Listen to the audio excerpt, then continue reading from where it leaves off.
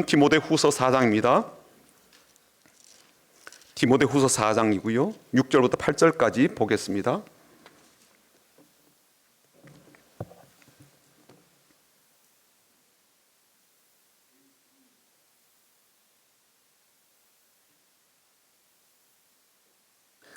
디모데후서 4장 6절부터 8절까지 잘 아는 말씀이니까 우리 같이 읽어보겠습니다. 디모데후서 4장 6절부터 8절까지입니다. 같이 읽겠습니다.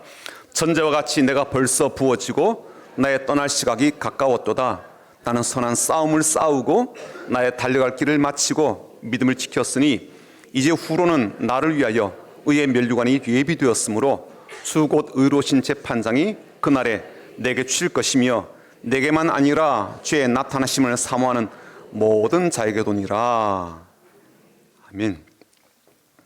이번 주초만 지나면 꽃샘추위도 지나가고 그야말로 이제 봄이 완연하게 우리에게 도래할 것 같습니다. 잘 이기시고 또 봄날에 그러한 약동들을 보게 되는 것처럼 우리의 신앙적인 그러한 시작도 다시 새로운 출발을 하는 것처럼 하길 원하는데요. 그렇게 될 수 있도록 우리 앞뒤 좌로 보시면서 인사하고 축복하고 격려하겠습니다. 주님의 이름으로 축복합니다라고 인사하겠습니다. 주님의 이름으로 축복합니다. 주님의 이름으로 축복합니다. 주님의 이름으로 축복합니다. 한번 인사할까요? 주님의 마음으로 사랑합니다. 주님 마음으로 사랑합니다. 주님 마음으로 사랑합니다.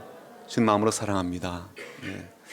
사랑의 마음이 없는데 사랑하라고 그러니까 좀 그렇죠. 그래도 이 뇌가 아주 좀 둔한 면이 있어서 자꾸만 마음은 그렇지 않은데 사랑한다 사랑한다 그러면 자기도 착각해가지고 사랑하는 줄 알아요. 예, 그래서 사랑한다는 말은 하면 할수록 좋다라고 생각이 되고요. 또 표현하면 표현할수록 내 마음도 좀 따뜻해지더라고요. 내 마음도 좀 사실 팽팍하고 얼음장 같기도 하고 어렵기도 하지만 그래도 말로 표현하다 보면 그렇지 사랑할 만하지 뭐 사랑하면 살 수 있지 뭐 이제 그런 마음이 생기는 것 같습니다. 비전 트립 다녀오고 이제 일주일이 지났거든요. 예, 하지만 저는 그 일주일간에 받았던 메시지도 있고 교훈도 있고요. 또 그런 느낌도 있어서 아직도 그 일정 속에 있는 것처럼 약간 좀 착각이 있기도 합니다. 물론 이제 모든 사역을 잘 마무리하고 돌아왔고 또 우리 아이들은 이제 오늘 오후에 그들이 보았던 것, 또 가서 했던 것들, 느꼈던 것들 이런 것들을 아마 이제 자기들 입으로 이제 이야기하게 될 겁니다. 보여주기도 할 거고요. 그래서 좀 기대가 됩니다. 뭘 보고 왔을까, 뭘 느꼈을까, 어떤 생각을 품고 왔을까. 그러니까 좋은 이야기도 있을 수도 있고 그렇지 못한 것도 있을 수가 있겠죠. 난 이런 생각을 갖고 갔는데 전혀 아니더라 뭐 그럴 수도 있으니까. 근데 그런 이야기를 좀 들어보고 싶습니다.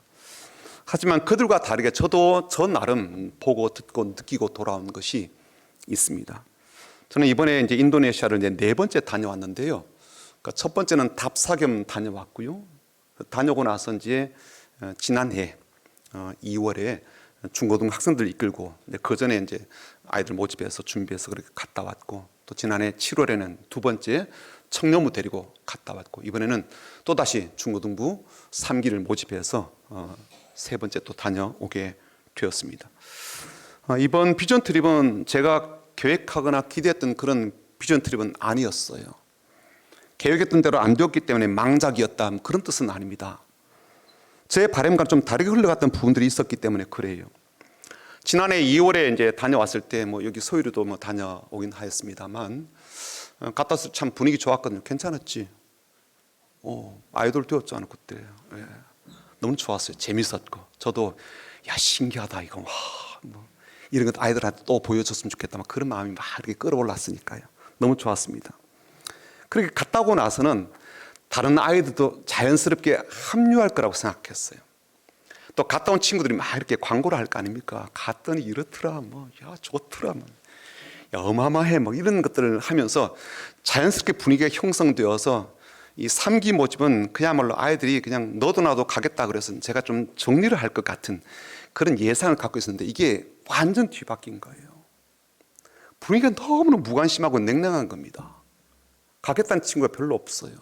그리고 독려를 해도 반응이 뜨뜻미지근한 겁니다. 반면에 이제 갔다 왔던 친구들은 또 가겠다고 이제 그렇게 이야기를 하니까 이걸 어떻게 받아들여야 되나 이제 그렇게 고민이 되었죠. 어느 정도 인원이 되어야 그래도 갈 수가 있는데 만약에 그냥 신규 모집한 인원만으로는 너무 숫자가 부족하고, 그래서 하는 수 없이 갔다 온 친구들도 함께 하자라고 해서, 그래서 이번에는 어떻게 연합, 통합 그렇게 해서 한 번도 가보지 않은 친구들과 이미 갔다 온 친구들 그렇게 해서 팀을 꾸려서 16명을 이제 모집하고 훈련시켜서 갔다 오게 되었습니다. 새롭게 가는 친구들도 있지만 한번 갔다 온 친구들이 있으니까 코스를 싹 바꾸었습니다. 왜냐하면 한번 갔다 온 데를 또 간다면 신선미가 떨어질 것 같아서 싹 바꿨고요. 그럼에도 불구하고 바꿀 수 없는 장소가 있는 겁니다. 그건 뭐냐면 베이스 캠프로 이제 활용하게 되는 홀리비전 학교인데, 사진을 한번 볼까요? 네, 여기가 보면 왼쪽 편에 이제 그 건물이 하나 있죠. 큰 건물이 이제 3층 건물이, 여기 이제 강당처럼 쓰이게 됩니다. 그러니까 초등학교와 중학교 강당으로 쓰게 되고, 저 뒤편에는 이제 고등학교 또 건물이기도 하고, 그래서 초, 중, 고가 함께하는 그런 학교에 한 1000명 정도 학교 학생들이 있고, 여기 강당 내부입니다. 여기 지금 아마 중학교 예배 드러나서 찍었던 사진 같습니다. 여기서 이제 아이들이 이제 지내게 돼요. 여기서 지낸다는 말은 이제 저희들이 꼭 3층에서 이제 남학생들이 지내게 되고, 바로 건너편에 또 기숙사가 있어서 여학생들 거기 지내게 되는데, 잠을 자기도 하고 또 사역을 위해서 우리가 짐을 많이 갖고 갔거든요. 그래서 그 1층에 선교사님 방인데 거기다 짐을 풀어놓고 짐을 수시로 꺼내가지고 섬사역 들어가고, 또 1층에 보면 이제 그 식당이 있습니다. 식당에서 밥을 먹기도 하고, 그리고 아이들이 이제 학교에 이제 와서 공부를 하니까 우리가 예배를 드리고 나면 아이들과 함께 클래스로 들어가요. 학년에 맞추어서. 그래서 아이들 공부안에 들어가서 같이 지내보는 그런 시간도 갖게 되기 때문에 이 홀리비전 학교에서의 이 베이스 캠프는 포기할 수가 없어서 이건 그대로 갖고 간 거예요. 학생들을 이제 지난해 모집하고 한 4개월 동안 훈련을 하고 2주 전에 이제 인도네시아로 이제 떠나게 되었고요. 4박 6일간의 이제 일정들을 잘 소화하고 돌아오게 되었습니다. 전체 일정에 대한 거라든지 자세한 내용들은 오늘 오후에 오시면 충분히 영상을 통해서건 아이들의 말을 통해서건 다 보실 수가 있으니까 그렇게 보시면 되겠고요. 저는 저 나름 하나님께서 보여주신 게 있어요. 하나님께서 가르쳐 주신 것도 있고, 그런 것들을 좀 중점적으로 나눠보고 싶습니다. 지난주에 제가 광고를 드리며 꼭 좀 와달라고 했던 그런 것도 있는데요. 너무 내용이 중요해서 제가 말씀을 드렸고, 또 설교를 준비하다 보니까 이게 한 번으로 전달될 내용이 아니구나라고 자꾸 그렇게 생각이 되는 겁니다. 내용도 많고 내용도 이게 조금 설명이 필요해서, 그리고 중요하기도 하고, 그래서 오늘 일부분 좀 전하고요. 다음 주에 좀 더 중요한 내용들을 담아서 말씀을 좀 드리고 싶습니다. 실은 다음 주에 연휴죠. 연휴여서 어디 딴 데 가실 분도 계시겠지만 다음 주는 꼭 오시면 좋겠습니다. 제가 벌써 이제 교회 온 지 꽤 되었잖아요. 한 17년, 16년 되었습니다. 제게 목회적으로 좀 분기점이 될 것 같은 지금 상황이 저한테 펼쳐졌어요. 목회 스타일에 대한 것도 그렇고, 우리 교회에 대한 것도 그렇고, 제 목회 스타일이 실은 여러분들의 어떤 교회의 어떤 그런 것과 같이 맞물려 있잖아요. 그래서 매우 중요한 사안이어서 이런 좀 말씀을 좀 드리고, 또 이게 우리 다음 세대와 같이 연결되어 있기 때문에 그것도 같이 여러분과 공유하고, 고민이라면 고민, 나눔이라면 나눔, 그러한 것이라고 생각되어서 같이 말씀을 드립니다. 그래서 지난주에 부탁을 드렸고 청년부도 같이 와서 들었으면 좋겠다고 했는데, 오늘도 왔더라고요. 다 왔는데 다음 주에 한 번 더 꼭 좀 오시도록 부탁을 드립니다. 비전 트립 이제 일정 속에 셋째 날에는요, 아침에 홀리 비전 이 학교에서 이제 중학생과 예배를 드리고 곧바로 이제 파탐 시내에 있는 신학교로 가서 신학생들 드린 예배에 참여하여서 우리도 같이 예배를 드렸습니다. 그래서 우리가 준비해간 공연도 하고, 또 그 학생들이 우리를 위해서 준비한 찬양이 있었거든요. 이분들이 이제 한국말로 준비한 찬양도 우리가 보게 됐는데, 한번 보시죠. 사진 이렇습니다. 여기 보시면 지금 신학생도 있고요, 또 신학교 교수들도 있고요, 또 우리 아이들도 있고, 뒤편이 이제 신학교 건물이긴 한데 건물이 지금 2층을 다시 건축 중에 있는 상황 속에 있습니다. 학생들이 많지는 않아요. 뭐 20명이 채 안 되는 그런 정도인데, 이 학생들이 부르는 찬양이 한글로 하는, 한국말로 부르는 찬양인데 마음 참 따뜻하고 뜨겁게 하더라고요. 한번 보시죠.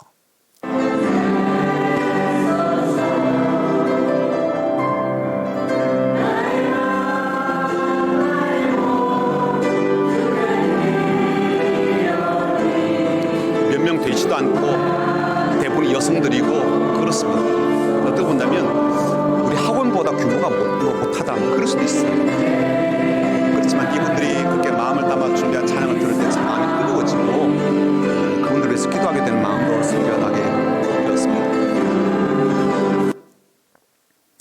제가 그곳에서 이제 신학교 학생들과 예배를 드리면서 전한 메시지가 오늘 본문이에요.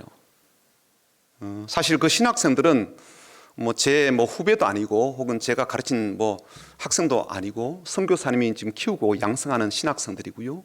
또 선교사님에게는 중요한 영적 자원이 되기도 하고 동력자가 되기도 하는데, 저한테는 신학생이라는 이유 때문에 굉장히 좀 동질감이나 공감대가 좀 생기더라고요. 저는 한국 사람이고 그분들은 이제 인도네시아 사람이지만 신학생이라 그러니까, 저 신학교를 나왔잖아요. 같은 신학교는 아닙니다만 이들이 신학교를 졸업하면 목회자의 길을 걸을 텐데라는 그런 것 때문에, 목회자라고 하는 그런 공감대 때문에 마음이 조금 더 이렇게 가게 되었고, 그렇게 가게 되는 과정 속에 하나님께서 제게 이 말씀을 좀 전했으면 하는 그런 감동 주셨고, 그래서 이 말씀을 그들에게 전하였습니다. 제가 그날 전한 메시지를 요약해서 오늘 좀 말씀을 좀 드리도록 할게요. 세상 사람들도 성공에 목말라 합니다. 우리 신앙인들도 사실은 성공에 대해서 목말라 하고 간절함을 갖고 있죠. 세상 사람들은 세상적인 성공을 원한다고 한다면 우리들은요, 신앙적인 성공, 신앙인으로서의 성공을 우리가 추구할 필요가 있습니다. 왜 믿음 생활하면서 실패하는 삶을 살아야 됩니까? 또 누가 그렇게 살고 싶어 합니까? 더불어서 하나님께서 하나님의 자녀로 삼으신 우리들이 날마다 신앙에 있어서 실패하는 삶, 성공을 거머쥐지 못한 채 나락으로 떨어지는 그러한 삶을 하나님께서 기대하시겠습니까? 그러니 하나님도 우리에게 성공을 바라시고 우리 또한 성공을 바라고 있고 기대하는 것이 마땅합니다. 오늘 읽은 이 본문은요, 사도 바울이 자신이 생각하기에 나는 이렇게 성공했다라는 그런 만족감의 표현으로도 볼 수가 있거든요. 이제 세상의 삶을 마감하고 하나님 앞에 서게 될 날이 이제 눈앞에 다가온 그런 입장에서 후회함이 없이 달려왔던 자신의 삶을 돌아보고 감사의 회고, 또 더불어서 기쁨의 고백을 담아서 믿음의 아들 같은 디모데에게 남겨준 마지막 편지 아니겠습니까? 인생을 돌아보고 후회가 되었다면, 그리고 실망이 되었고 내 인생은 실패했다고 여겼다면 아마 이런 식으로 나를 남기지 않았을 거예요. 이런 식의 편지를 그에게 전달해 주지 않았을 겁니다.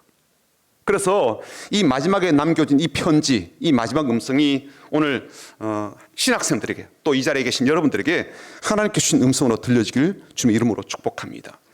우리가 신앙인으로서 성공적인 삶을 살려면 반드시 두 가지를 꼭 붙잡고 있어야 돼요.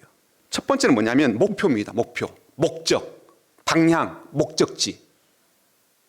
우리가 나가야 될 목표에 대한 거예요. 이게 성공하고자 하는 이유가 되기도 합니다. 왜 우리가 성공하고자 하는 그 이유가요, 우리가 세우는 목표에서 그대로 다 담겨져 있잖아요. 신앙 내 성공에는 반드시 세상적 성공과 다를 그러한 목표가 꼭 있어야 됩니다. 8절 보니까 사도 바울이 평생토록 목표로 삼았던 게 있더라고요. 8절 볼까요? 읽어보겠습니다. 8절입니다. 이제 후로는 나를 위하여 의의 면류관이 예비되었으므로 주 곧 의로우신 재판장이 그날에 내게 주실 것이며 내게만 아니라 주의 나타나심을 사모하는 모든 자에게 도니라. 의로운 재판장이 되시는 주님께서 내 삶을 객관적으로 보시고 신앙적으로 평가하시며 판단하셔서 그에 합당한 상급을 주시게 되는데, 그 상급이 뭐냐면 의의 면류관이라는 거예요. 의의 면류관을 받게 되는 것, 이게 사도 바울에 있어서 신앙적 성공을 위한 목표였던 거죠. 데스티네이션, 목적지였던 겁니다.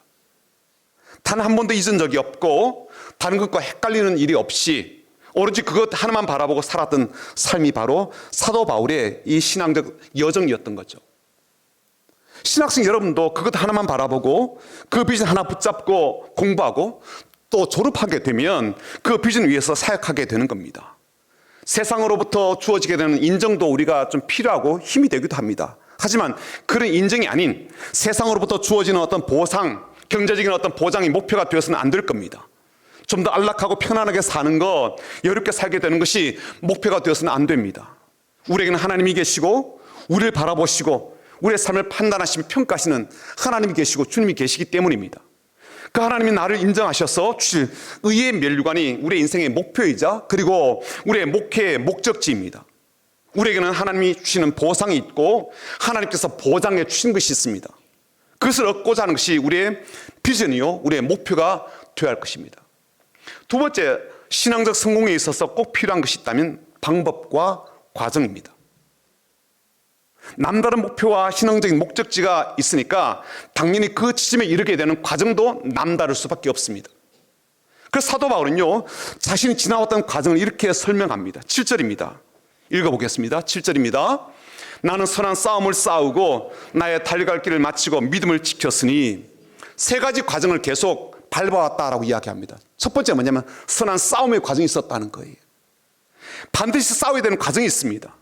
목표에 이르기 위해서는요, 반드시 맞닥뜨리는 적이 있고요, 넘어서야 될 장애물이 있다는 거예요. 피하지 말아야 될 싸움이 있습니다. 꼭 이겨야 될 싸움이 있는 거예요. 싸우지 않고 승리할 수는 없어요. 물론 하나님이 때때로 대신 싸워주셔서 우리에게 승리를 주시는 경우도 있습니다. 모세를 통해서 이스라엘 백성들에게 주셨던 승리가 다 그런 것이죠. 하지만 하나님이 대신 싸우신다 할지라도요, 그 싸움 자체를 피해서는 안 된다는 거예요. 우리가 마귀와 사탄과 직접적으로 맞붙는 건 아니지만, 우리 주님께서 대신 싸워주시지만 마귀를 대적하는 것은 우리의 몫이라는 거예요. 그 과정이 있다는 거예요. 선한 싸움의 과정. 두 번째는 옆길로 빠지거나 탈선함이 없이 그 길을 하염없이 달리고 또 달리는 과정입니다. 우리는 세상 사람과 다른 길을 달리고 있습니다. 우리가 가지고 있는 목표와 목적지가 다르기 때문에 그래요. 그리고 우리가 달려가는 그 과정에서 빼놓을 수 없는 것이 있습니다.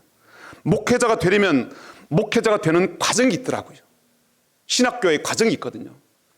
단지 배우는 과정만 있는 게 아니에요. 다른 것도 많은 것들을 장착해야 된다고요. 목회자의 길은요, 신학생과 또 다른 길입니다. 신학생들은 공부가 힘들어서 학교 내의 삶과 그리고 학업의 과정을 전쟁이라고 그렇게 표현합니다.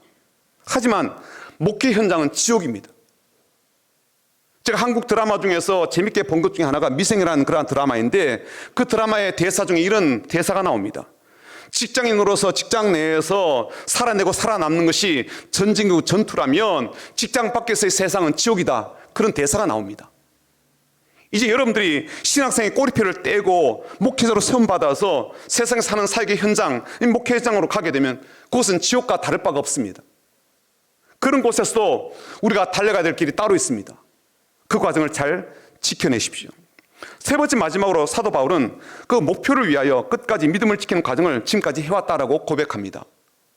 다 이뤄도 결코 포기하지 말아야 될 것이 있고요, 다 포기해도 끝까지 붙들어야 될 것이 있습니다. 그것이 바로 믿음입니다. 하나님 향한 믿음이에요. 하나님의 선하심에 대한 믿음이고, 하나님의 사랑 많으심에 대한 믿음이고, 하나님께서 나를 붙들고 계시다는 그런 믿음이고, 결국에는 하나님 준비하신 은혜와 복과 선물을 받게 된다는 믿음입니다. 사도 바울은 믿어주셨듯이 나도 믿어주신다는 그런 믿음이에요. 아무리 내 삶이 쪼그라들고 사역에 실패한 것처럼 보이기도 하고 인생이 나락으로 떨어지는 것처럼 그렇게 느끼는 상황이 있다 할지라도, 사역의 열매가 지지부진하더라도 이 믿음을 잃지 마십시오. 그래서 제가 이런 말을 또 붙였습니다.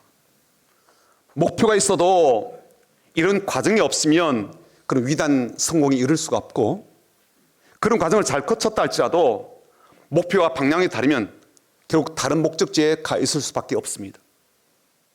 그러므로 신앙적 성공과 신앙인들이 반드시 추구해야 될 그러한 성공은 하나님이 원하시는 비전과 목표를 바로 세우고 바로 붙잡고, 또 더 나아가 그 목표에 이르기까지 부단히 선한 싸움을 계속 해나가야 되고 달려갈 길을 계속 달려가야 되며, 믿음을 지키는 이 과정은요, 결코 포기할 수 없다는 거예요.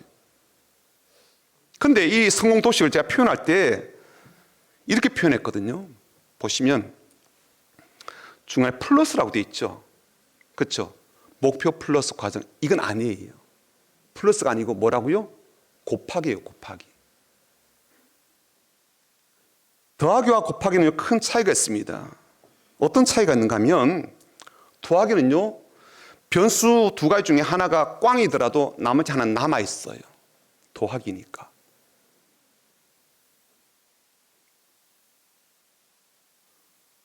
근데 만약에 곱하기로 넘어가게 되면 이야기가 좀 달라지게 됩니다.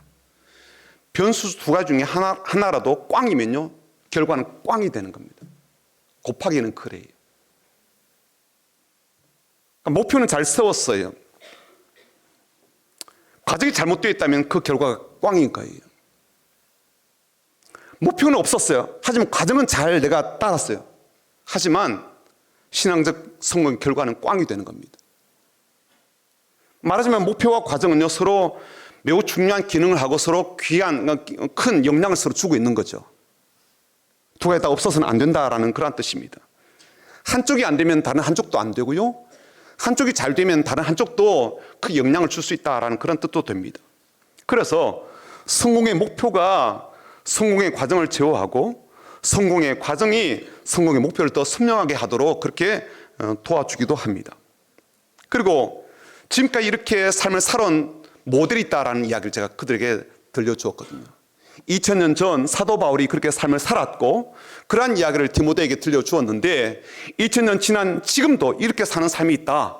여러분의 바로 선배이다. 레위 전도사와 비틀리 전사의 이야기를 그들에게 들려주었습니다. 사진 한번 보시죠. 네, 이분입니다. 부인 이름이 비틀리예요. 비틀리. 그리고 그 중간에 있는 분이 남편 레위 전사님이고 여기 안고 있는 아기는 지금 이제 4개월 맞죠? 4개월 된 아기요. 막내 셋째입니다.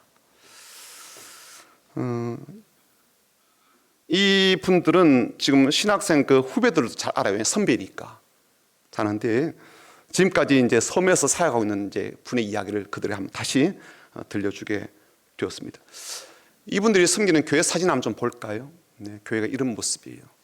바닥에 이제 기둥을 세워서 바닷가에 이제 세워진 교회이거든요. 그래서 기둥 세워가지고 그 위에 교회를 이렇게 만들어 둔 채로 세워져 있습니다. 제가 인도네시아 4번 갔다 왔는데 갔다 올 때마다 꼭 이 교회는 들렀었습니다. 이번에도 갔다 왔고요. 교회를 이제 방문할 때마다 또 우리 아이들과 함께 그곳에 갈 때마다 또 그분들 만날 때마다 제 마음이 참 뜨거우시더라고요. 볼 때마다 그래요. 4번 다. 계속 마음이 뜨겁더라고요. 그분들 바라보기만 해도 감동이 되고요. 은혜가 되었습니다.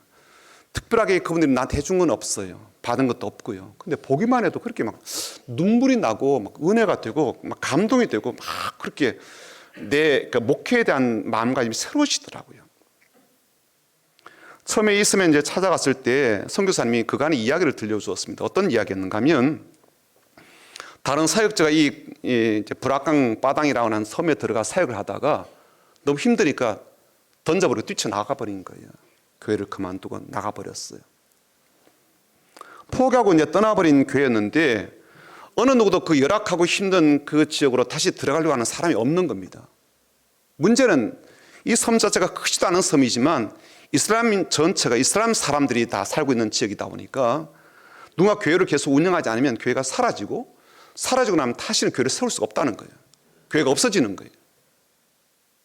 그러니까 너무너무 고민이 되어가지고 선교사님이 어떡하나 하다가 이 두 부를 불러놓고 참 신실하게 생각하고 아끼는 제자인데 불러다 놓고 상황이 이렇다. 어떻게 할래? 본인들이 들어가겠대요. 들어가서 시작된 이제 새로운 교회라고 보시면 될 것 같습니다. 그렇게 된 거예요. 이 부부가 이제 섬에 들어가서 다시 사역을 시작하게 되었고 유치원 사역부터 차근차근 해 나가는 과정 속에 있는데 제가 처음에 이 섬에 찾아가서 보게 되었을 때 아무 짭짭하게 뭐 키도 작거든요. 그런 두 부부가 나와서 맞이하고 이제 이야기도 하고 하는데 그때 이제 애 둘 데리고 나왔었거든요. 그 이후 이제 셋째를 가지게 되었고 이제 출산해서 이제 넉 달이 되었는데 시간이 지나면서도 계속 그 마음이 그 삶이 변함이 없더라고요. 벌써 몇 년 되었거든요. 똑같아요. 여전히 그 모습이에요. 헌신적 모습, 그 희생적 모습 그대로 갖고 있어요. 이슬람이 특수하는 그러한 섬 지역에서 아이들 위한 유치원을 계속 해나가면서 어른들하고 접촉하는 게 힘들고요. 복음을 전할 수가 없으니까 아이들 통해서 간접적으로 계속 이제 복음화를 하려고 하는 작업을 하고 있는 거거든요. 바탐섬으로 나오게 되면 훨씬 더 조건이 좋아요. 안락하고 편안하고 이렇게 구질구질한 삶을 살지 않아도 되거든요. 그리고 삶이 너무 어렵고 애 새 키우는 게 얼마나 힘들겠습니까? 그런데도 그것을 마다하지 않고 계속 감당을 합니다. 이 섬에 누가 뭐 들어올 사람도 없지만 들어온다 할지라도 그래도 당분간 우리가 하겠습니다 라는 것이 이분들의 마음이에요. 그런 뜨거운 마음과 그리고 열정들을 보고 믿음을 볼 때 자꾸만 제게 이제 눈물이 흐르더라고요. 제게 모자란 것을 보게 되는 거죠. 내게 없는 것들을 그들에게서 보는 거예요. 살면 참 보잘것없어요. 비참하고요. 화장실에 가서 앉기가 좀 불편할 정도예요. 그런데도 그들의 삶 자체가 저한테 주는 감동은요, 어떻게 바꿀 수가 없어요. 그리고 든 마음이 뭐냐면, 내 마음도 이런데 하나님 마음은 어떠실까라는 마음이에요. 나도 이런데 하나님이 이들을 바라보신 마음은 어떨까? 계속 그런 생각이 드니까 갈 때마다 감동이고 올 때마다 그걸 계속 가슴에 안고 돌아오는 겁니다. 이분들이 그런 목표를 두었기 때문에 오늘도 선한 싸움을 포기하지 않았다라고 전한 게 신학사람들한테 전한 선배들의 이야기였어요. 물자가 부족해요. 열악한 상황이지만 아이들 셋 키워내는 것도 감당이 참 어려운 그런 일이지만 지금도 교회를 세우려고 그렇게 무던히도 애쓴다. 누가? 당신들의 선배가 그러고 있다. 그리고 그분들의 삶이 나한테도 이렇게 영향을 주고 있다라는 이야기를 들려준 겁니다. 이스라엘 사람들에게 복음을 직접 전할 수가 없어서 간접적으로 아이들을 불러다가 그렇게 먹이고 입히고 가르치고 교육하고 하는 이러한 과정을 통해서 복음의 영역들을 확대하려고 하고 있다. 지금도 그 길을 포기하지 않았다. 그리고 그 숨을 떠나지 않고 있다. 지금 계속 교회를 세워가고 있다. 바닷가에 세워져 있고 물 위에 나무로 세워졌으니 교회가 얼마나 버티겠습니까? 비바람에 얼마나 버티고 짠내 나는 그 바닷물에 얼마나 버티겠습니까? 그래서 허물어지겠죠. 교회가 점점 건물이 낡아지고 무너지기도 하고요. 수리가 필요하고. 교회 일부분의 공간을 막아가지고 이제 생활 공간으로 쓰고 있거든요. 그것도 이제 비가 막 새니까 수리가 또 필요해요. 그런데도 떠나지 않고 봄에 이 섬의 복음을 위해서 그렇게 남아있다. 그런 이야기를 들려줬고, 여러분도 그런 좋은 선배를 두었으니까 후배로서 그런 믿음을 잘 지켜나가길 바랍니다라고 그렇게 말씀을 맺었습니다. 보시다시피 신학교가 참 초라해요. 학원만은 못해요. 숫자도 많지도 않고요.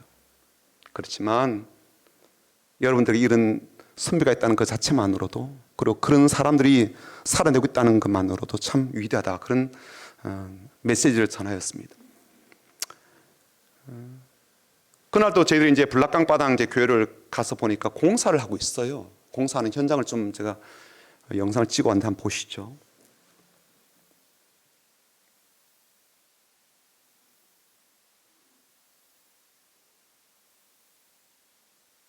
바닥을 이제 시멘트로 콘크리트화하고 있는 그런 과정 속에 있는데 참 쉽지가 않아요. 물자도 부족하고요. 비싸고 자주 오지도 않고. 그러니까 공사 기간이 좀 깁니다. 그렇다고 누가 돈을 한꺼번에 막 줘가지고 한꺼번에 싹 다 하면 좋은데 그게 안 되니까 찔끔찔끔 하는 거예요. 이번엔 여기 조금 한 2평, 다음에는 또 한 저쪽에 1평 이렇게 그렇게 하는 거예요. 지난 여름에 저희 이제 청년부가 다녀오고 그때 다녀올 때 남은 돈이 좀 있었습니다. 그래서 청년들이 헌금을 했었어요. 그때 헌금 일부분을 이 이제 교회 건축하는 일에 이제 선교사님이 썼던 모양입니다. 그래서 그 금액으로 이제 남은 부분을 지금 보수하고 있고요. 시멘트 콘크리트화 작업을 하고 있습니다. 자재값이 비싸죠. 왜냐하면 섬에서 섬으로 계속 이제 이동해서 와야 되니까 물류 비용이 꽤 되고요. 그리고 이 물류 그 과정 자체도 쉽지가 않다 보니까 공사 기간이 좀 꽤 깁니다. 그래서 지금도 공사 중이라고 했습니다. 누가 와서 한꺼번에 큰 금액을 그냥 쾌척하면 그냥 한꺼번에 싹 하고 말 텐데 그게 안 되니까 섬에 찾아오는 사람도 많지가 않고 오더라도 그렇게 후원하지 않으니까 항상 이런 모양인 거예요. 그래서 선교사님이 물어봤습니다. 이렇게 찔끔찔끔하는 공사가 아니라 한꺼번에 싹 하면은 뭐 어떻게 되냐? 그랬더니 이제 바닥 전체를 좀 하는 게 필요하고, 두 번째는 최소한 벽의 반 정도는 벽돌을 좀 올리는 게 필요하다. 그 비용이 얼마나 드느냐? 그래 물어봤더니 한 2천만 원 정도 든다라고 이야기를 하더라고요. 그 정도 돈이면 일단은 바닥 전체는 콘크리트로, 벽 일부분은 벽돌로 세울 수가 있다라고 이야기를 했습니다. 세우게 되면 어떻게 하는가 하면 지금도 그렇게 구분이 나눠져 있는데 좀 더 큰 이제 공간은 성전, 예배 장소로, 그 옆에 있는 작은 공간은 교육관으로. 왜냐하면 이슬람 다니는 사람들은 아이들을 교육관 넘어서 성전도 들어가지 못하게 하거든요. 그러니까 그렇게 구분을 해야 돼요. 그렇게 있고 나머지 일부분을 자기들의 이제 생활 공간으로, 방으로, 부엌으로, 화장실로 이제 쓰는 그런 구조예요. 섬 지역이다 보니까 뭐 다른 선교지에 비해서 교회를 세우는 게 그렇게 만만치가 않고 돈도 많이 들게 된다고 볼 수가 있습니다. 그런데 그 이야기를 듣는데 자꾸만 제 마음에 도와야 되겠다 그런 마음이 자꾸만 들고요. 이게 뭐 제 마음일 수도 있고 하나님께 주신 감동일 수도 있는데 자꾸만 그 마음이 드는 거예요. 2천만 원이면 뭐 작은 돈이 아닐 텐데 그래도 그 중에 10분의 1인 200만 원 같으면 어떻게 본다면 뭐 내가 그 돈으로 뭐 큰 부자가 되는 것도 아니고 그 돈 없어도 뭐 못 사는 것도 아니고 그런 금액이라고 생각이 되더라고요. 200만 원 되는 돈 한 10사람만 내면 되지 않겠나. 나 빼고 한 9명만 하면은 뭐 좀 도와줄 수 있지 않겠나. 그런 마음을 안고 돌아오게 되었습니다. 나한테는 크지 않은 그런 작은 금액이지만 그분들한테는 참 큰 금액이, 그 교회에는 큰 힘이 되고 큰 능력이 되는 헌금이 되겠더라고요. 그 돈으로 다시 바닥을 시멘트로 채우고요. 그 돈으로 벽돌을 쌓아서 벽을 다시 세우게 된다면 그곳에 있는 이슬람 사람들도 다시 교회를 새롭게 보게 되지 않겠습니까? 없어질 교회를 생각했는데 아니다, 더 단단히 서나가니까요. 그래서 오늘 이 자리에 있는 여러분들에게 좀 그렇게 후원을 요청하고 싶습니다. 혹시 마음에 감동된다면, 저 헌금 강요는 아니고요. 마음에 감동된다면 그렇게 후원해 주시면 좋겠고요. 지정 헌금으로 블락강 빠당 교회 아니면 인도네시아 교회 건축 헌금으로 그렇게 들으시면 모아서 잘 전달하고 지금 하고 있는 이 공사가 딱 한 번에 마무리가 될 수 있도록 하면 좋겠고, 이번 여름에 청년부가 다시 비전 트립 떠나게 될 겁니다. 가면 아마 그 교회를 꼭 가게 될 텐데 잘 단장된 그런 모습을 볼 수 있었으면 참 좋겠다, 그런 마음이 있습니다. 어쨌든 설교를 제가 그렇게 마치고요, 그 교수진과 신학생과 같이 점심을 먹고 저는 또 다른 어떤 사역을 계속 진행하게 되었습니다. 자, 이번 비전 트립 떠나기 전에 좀 걱정되었던 분이 참 많았어요. 그 중에 하나가 뭐냐면 우리가 너무 준비가 미흡하다. 아이들 학원 다니느라 이게 모임이 잘 안 되니까 훈련 자체가 잘 안 되는 거예요. 그래서 그게 늘 걱정이 되었고요, 염려가 되었는데 아니나 다를까 싱가포르에서 인도네시아 넘어가는 그 이제 첫 코스가 난관이었습니다. 그동안 한 번도 제가 그런 파도를 겪은 적이 없는데요, 너무나 파도 심한 거예요. 저도 막 머리가 너무 아플 지경이고 애 중에 한 명은 막 구토하고 난리가 났었습니다. 참 다행스럽게도 인도네시아 도착해서 늦은 점심을 먹고 잘 회복되어서 그날 저녁부터 사역을 잘 할 수가 있었습니다. 그리고 또 한 가지 감사한 일은 뭐냐면, 실은 지금이 이제 그 인도네시아라고 본다면 더위, 이 온도는 그대로이고 우기거든요. 그래서 온도는 높고 이 습도가 높으면 참 견디기 힘든 그런 시기입니다. 지난해 우리 아이들이 가서 고생 많이 했던 게 뭐냐면 습도가 너무 높으니까 댄스를 하고 나면 사람이 탈진되는 거예요. 너무 힘들었어요. 또 이번에 갔더니 비는 오지 않고 기온이 딱 떨어져 있으니까 너무 좋았어요. 아이들 식사도 잘하고 큰 문제 없이 잘 지낸 채로 그렇게 돌아올 수가 있었습니다.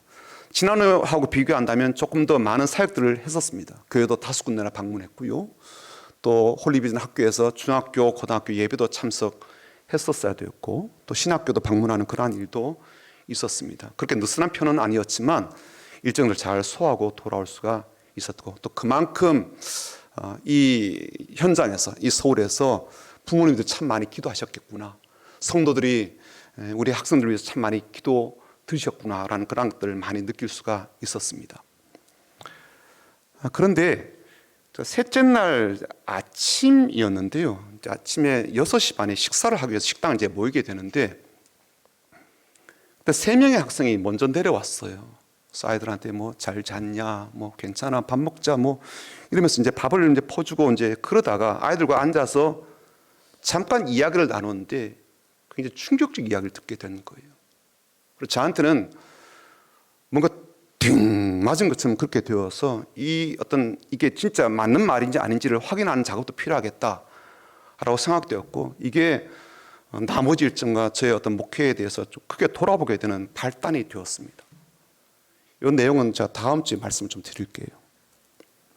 평범한 아침이었어요. 평범한 아침 식사 시간이었고요. 평상시에 나누는 대화였지만 그들에게도 의문점을 가지게 충분한 그런 내용이었고 저한테도 그랬었습니다.